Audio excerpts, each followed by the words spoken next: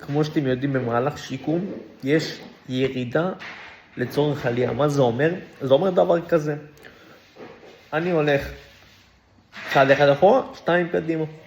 אני אספר לכם עכשיו משהו במהלך שיקום שהיה לי, שבדיוק התחלתי את השיקום בנירולוגי, אז קרה משהו כזה, ואני אסביר לכם בדיוק מה קרה. בסדר, זה ירידה, אבל כמו שאמרתי, זה נהיה לצורך עלייה.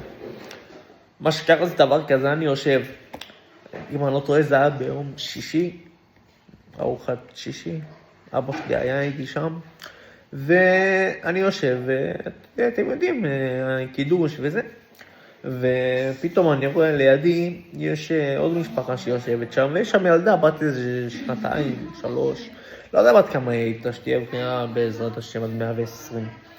בקיצור, אני רואה אותה יושבת, מתעסקת לה עם המזלג, מרימה את המזלג, היא אוכלת, ואני יושב, ואני מקבל דיכאון. מה זה דיכאון? אני אומר, מה זה, ילדה בת 2, 3, אוכלת לבד,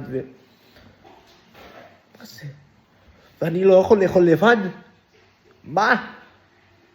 תקשיבו, אכלתי דיכאון של החיים, אני אומר לכם, וזה היה תקופה עוד שלא הצלחתי עם הסדים, וכאילו, תקשיבו, זה דיכאון. אני רואה ילדה בת 2-3 אוכלת לבד, וכאילו אני כאילו בן 26, באותה זמן הייתי בן 24, ואני יושב ככה, כמו איזה מטומטם. אבל,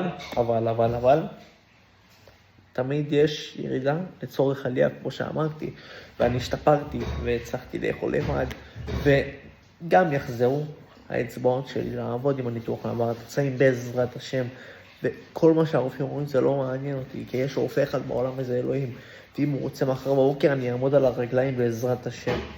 אז תישארו אופטימיים, כוח רצון, ותמיד תדעו שאין ייאוש בעולם כלל, ותמיד תשמרו לעצמכם. השם של המשחק זה אופטימיות.